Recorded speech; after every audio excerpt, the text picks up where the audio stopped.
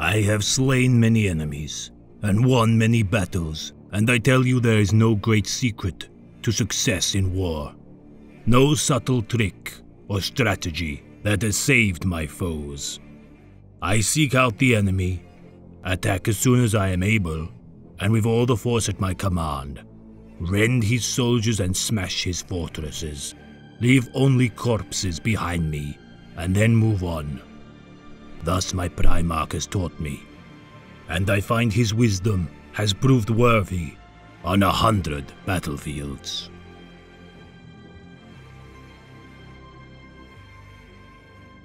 Among the warriors of the Legiones Astartes, many would earn glories and deeds worthy of legend. Their battle honors retold for millennia, each hero of the era Indomitus shall regale the tales of their chapter forebears and attempt to emulate their example of martial skill, valor, and courage. Yet the Space Marines of the Chaos Legions, in the stead of glory, would garner only infamy for their slaughter, barbarism, and heresy. For today, we shall elucidate the merciless killer of the Blood God, said to have claimed the skulls of more than 1 million souls. The 8th captain of the World Eaters Legion, Kharn the Betrayer. With the unification of the war-ravaged world of Terra, a new breed of warriors would be forged. Divided into 20 legions of so-called Angels of Death, these transhuman soldiers would each be crafted to specialize in methods of warfare deemed necessary by the Master of Mankind. The 12th Legion, the Warhounds of Terra, would epitomize brutal efficiency in close-quarters combat and rip, tear, and shred their enemies into bloody ribbons. These were not the warriors of poise, such as the Emperor's Children, nor the stoic defenders of the Imperial Fists, or even the Rout of the 6th. They were unabashed and unapologetic killers. Earning favor by the Master of Mankind for their blunt yet unwavering loyalty, the so-called Dogs of War of the Emperor would be unleashed upon his foes, where all semblance of remorse or pity would be irrelevant. For among these initial recruits, following the expanse of the burgeoning legion across the stars, a Terran aspirant known as Kharn would begin his first steps upon his eightfold path. Trained by the Centurion Master of Recruits, Gruner, Kharn would train upon the vassal world of Bot until his opportunity to prove himself worthy of the 12th Legion would begin. Competing in the Contest, a now established ritual of the 12th Legion, Gruner would task each aspirant to claim 1,000 skulls. No Astartes had ever accomplished such an endeavor, yet its express objective would drive each Astartes to endeavor to charge into battle with purpose in their minds. Inquiring as to the methods they must use to acquire such trinkets, Kharn's question would earn derision and humiliation, as Centurion Gruner simply laughed at his naivety. Resolving to never be humiliated again, Kharn would swiftly claim skulls across dozens of war zones in order to prove his martial skill and ascend through the ranks of the Legion. Set apart from his kin, as among the most savage warriors of the Warhounds, Kharn would rise to the rank of Centurion of the 8th Company, prior to the reunion of the Legion and its Primarch, Angron. Though usually a time of great renewal and pride for many legions, the reunion of the 12th Legion with their Primarch would bring only misfortune. Finding their Gene-Sire not to be a conqueror of worlds, nor a king of repute, their liege would be rescued by the Master of Mankind from the world of Nuceria as a slave. Implanted with the foul device, the Butcher's Nails, during his gladiatorial indentured servitude of the High Riders of Nuceria, the rage stirred within the Lord of the Red Sands would be held in check with only the most fragile restraint. Sealed within the cargo hold of the Warhound's flagship, the Adamant Resolve, Angron would be spirited from his kindred gladiators as they perished at the hands of their oppressors upon the Deshelika Mountains below. Seeking an audience with their Gene-Sire following the encounter, each captain of the Legion would attempt to console their Primarch. Overcome with a homicidal rage, Angron would cut down several of the most senior officers of the Legion as with each death, the Centurion's resolve would waver. Yet among those still alive, only one would have the bravery to face his fratricidal Genefather. Calmly approaching Angron as he crossed the chamber, now littered with the blood and torn fragments of his fellow captains, Kharn would walk upon the shadow of his looming patriarch. Set upon by Angron, despite his inner need to resist his master's wrath, Kharn would not lay a hand upon his Primarch, unlike his peers. Having sworn an oath to the Emperor to never fight his Primarch, Kharn would endure the brutalization inflicted by his Genesire. Fighting his own instincts to surrender his faculties or retaliate against his Primarch, Kharn would accept his fate, no matter should he live or die. Defiantly abiding any wound inflicted by his master, the Centurion of the 8th Company would not beg for mercy, nor yield in the face of impossible odds. Impressed with his son's mental and physical fortitude, Angron would relent in his rampage and see within Kharn the true honor and worthiness that the 12th Legion could possess. Now the most respected individual of the Legion in the eyes of Angron, Kharn would beseech his Primarch to allow his Legion to prove themselves worthy of his favor. Installed as the personal equerry of the Lord of the Red Sands, Kharn had proven to be the most capable among his kin to counsel his Primarch. For the future of the Legion would be fraught with woes and misfortune, as the signs of their downfall would begin to show. Renamed as the World Eaters to honor the bravery of the fallen gladiators of Nuceria, known as the Eaters of Cities, the 12th Legion would likewise eschew their former honors and deeds as they sought to epitomize the noble heritage of their Primarch's struggle. Kharn, now ascended as the personal confidant of Angron, would seem an ill-fitting bearer of the title of equerry. Lacking patience, oratory skill, or the subtleties of politics, Kharn would inhabit the role solely due to his ability to console and temper his Primarch's bloodlust.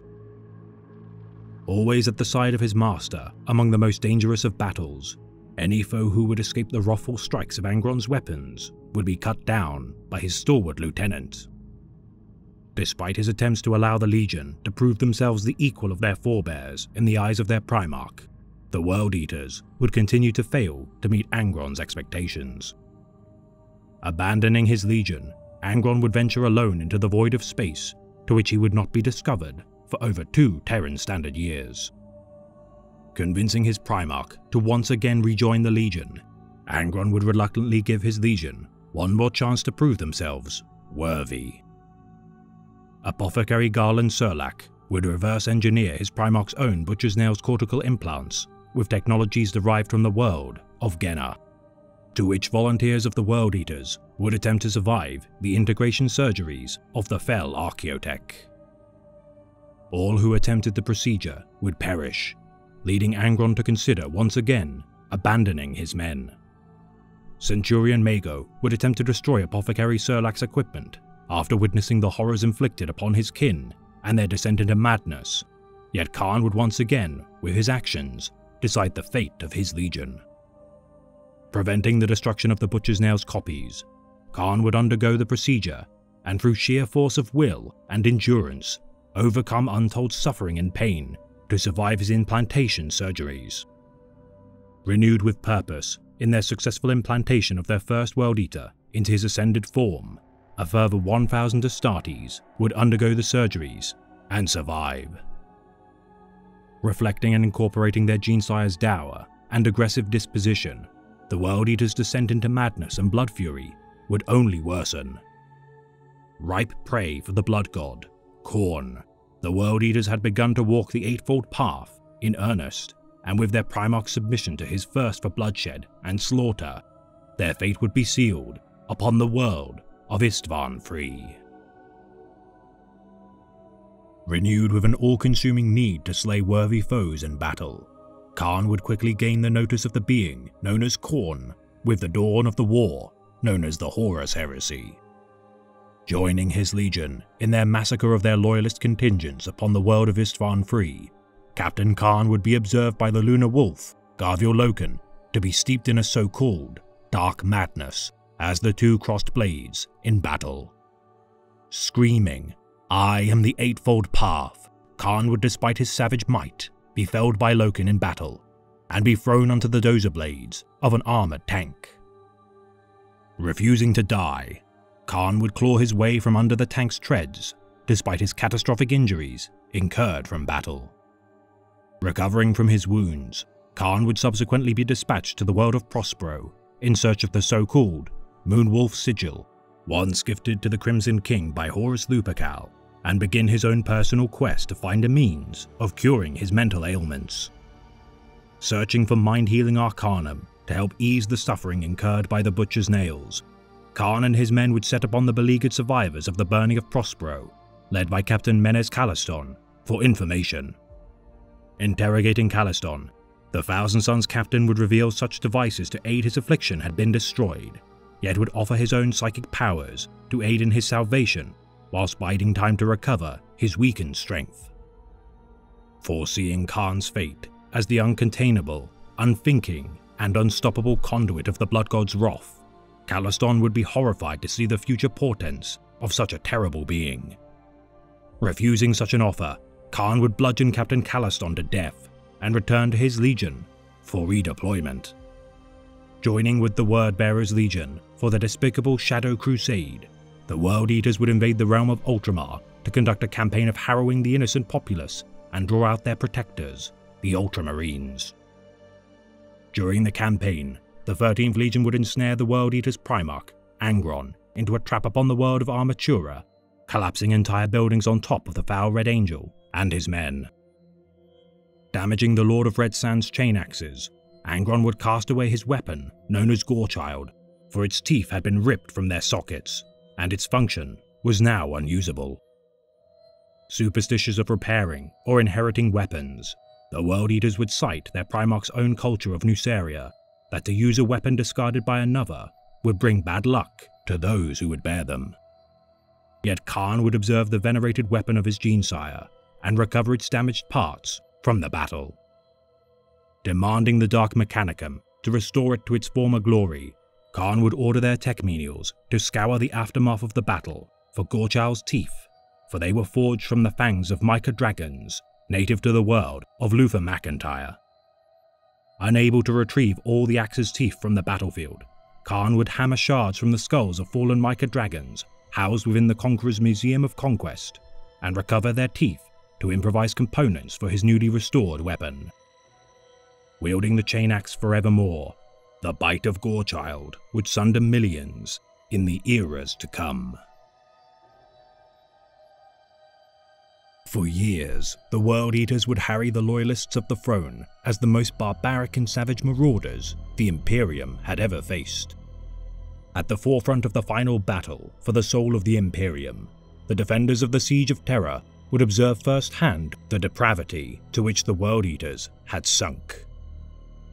Fearless in their headlong charges against walls of lasfire, artillery bombardments, and bolter fire, the blood-drunk warriors of the 12th Legion would show no fear in their suicidal charges against the walls of the Imperial Palace. With Kharn at the forefront of every one of their skirmishes, the Champion of Khorne would claim skulls in excess to any of his peers and prove to be a threat too potent to ignore. Confronted by the Imperial Fist Captain, Sigismund, the Emperor's champion would look in horror at what his once noble compatriot had become.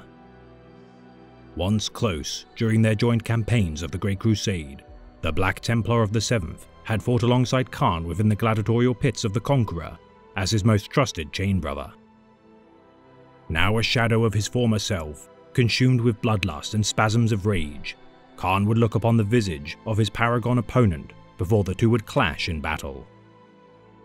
Bested by Sigismund, Kharn would lay upon the blood-soaked soil of Terra on the precipice of death. Rescued by his kin of the 12th Legion, Kharn would be extracted from the battlefield in a state of dormancy. The remaining captains fought among themselves as to whom would lead their forces, with the murder of one of the captains unleashing a torrent of blood across Kharn, reviving him from his slumber. Regarded as a miracle gifted by the Blood God himself, Kharn would live despite the failure of the traitors to overthrow the Imperium. Vowing to never again taste the bitterness of defeat, Kharn would demand that any who would fail in the name of the Blood God must submit themselves to sate the bloodthirst of their patron.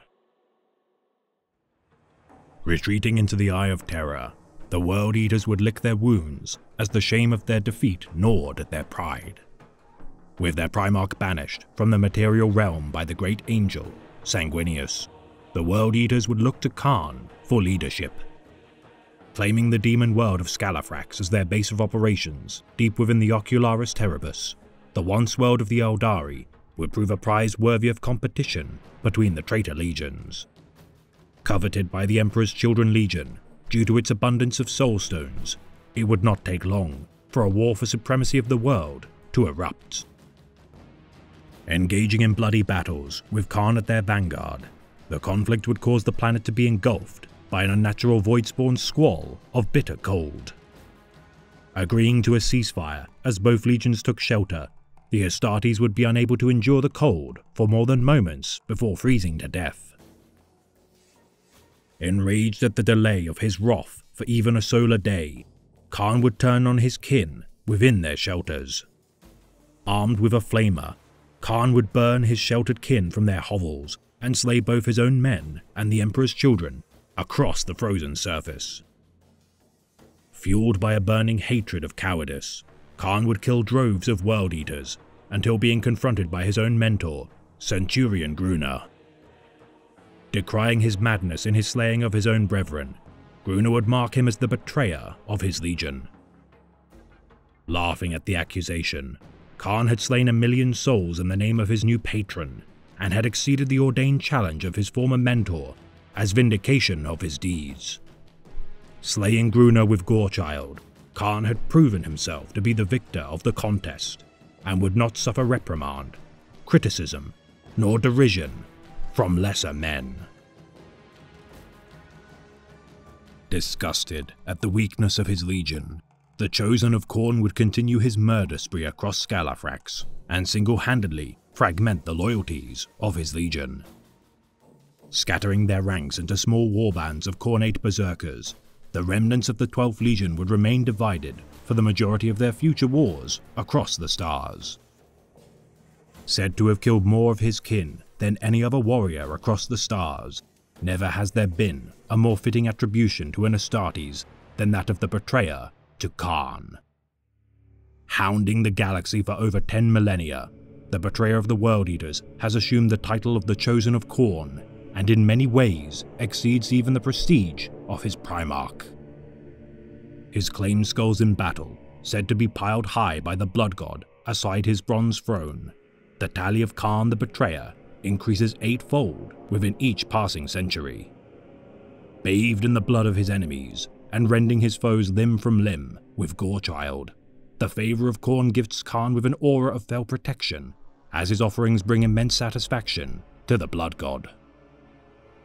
For Khorne cares not where the blood flows, only that it flows, and by this same mantra, the betrayer fells friend, foe, the innocent and the wicked alike in his never-ending frenzy of violence. Joining campaigns such as the 13th Black Crusade of Abaddon the Despoiler, solely for the opportunity to slay great swaves in the name of Khorne, in his most lucid states, Kharn also revels in any campaign seeking to humble and destroy the bastions of the Imperium. Never trusted by his allies, but an indispensable tool when unleashed upon their enemies, the forces of chaos, though wary of the betrayer, call for his aid only for the most desperate and suicidal of missions. His unyielding madness and unquenchable thirst for destruction, never sated, no matter how much blood is spilled or skulls claimed for the Skull Throne. The nails spiked at him. He fought harder. He fought faster. His muscles ripped apart and were instantly reknitted. His blood vessels burst and were restored. He felt heat surge through his body, hotter and whiter than any heat he had ever endured. The black sword resisted it all, silently, implacably, infuriatingly. It was like fighting the end of the universe. Nothing could shake the faith before him. It was blind to everything but itself, as selfish as a jewel thief in a hoard. His chain axe whirred as wildly as he'd ever thrown it, igniting the promethium vapor in the air, sending the blood lashing out like whipcord. He scored hits with it. He wounded the ghost. He made him stagger, made him gasp. The heat roared within him, turbocharging his hearts. He heard the coarse whisper of the great god in his bruised ears. Do it. Do this thing. Do this thing for me. The ghost came back at him, tall and dark, his brow crackling with lightning flecks, his armor as light devouring as the blade he wielded. Khan became sublime in the face of that. The violence he unleashed was like a chorus of unending joy. The ground beneath the two of them was destroyed, sending them plummeting in the clouds of debris. Even when they crashed to the earth, they fought on. They rocked and swayed around one another, obliterating everything within the arc of a sword or the armlet of an axe length. I am not, he blurted, feeling the tidal wave of exhaustion drag on even his god-infused limbs. He realized what he had done, then.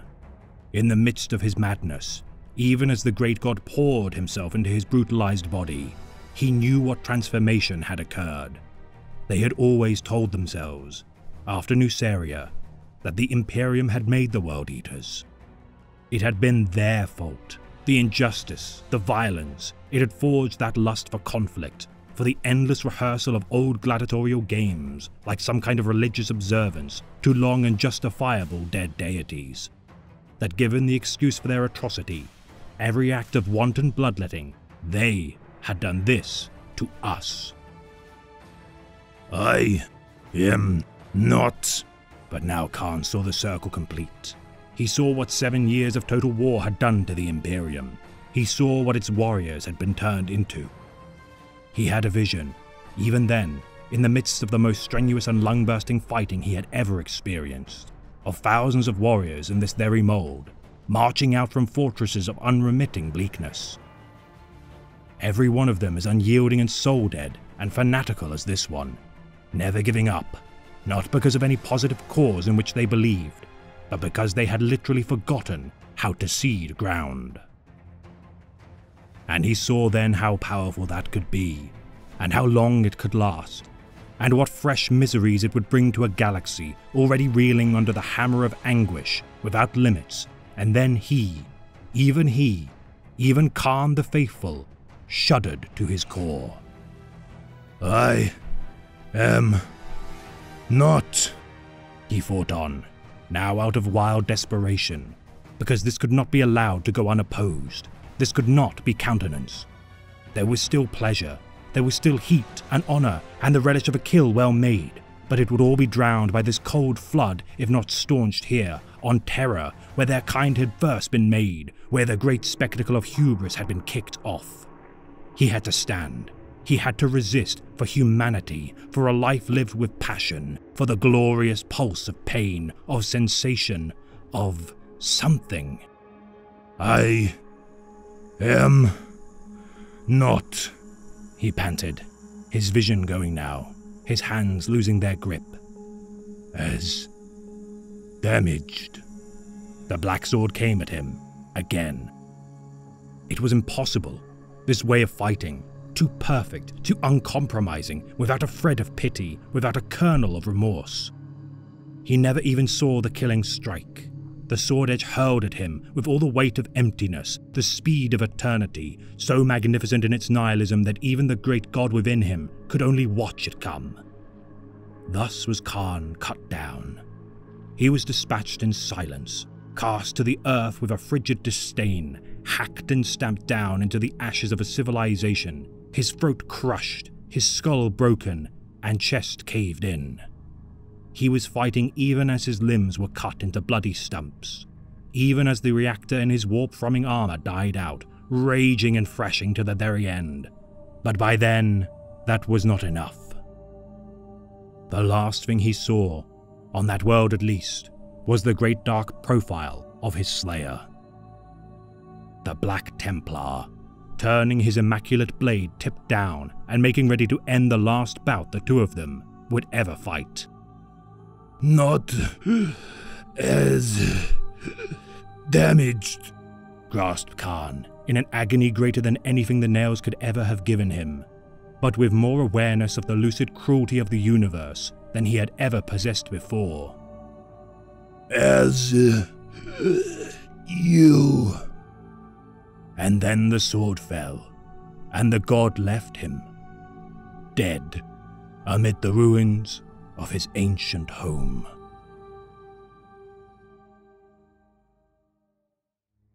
This has been a tale of the Great Imperium of Man, read by the Remembrancer.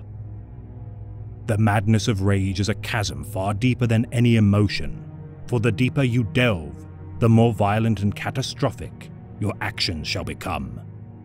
Khan would betray every vestige of morality he would hold dear, and damn his legion to a future of unremitting and inescapable torment.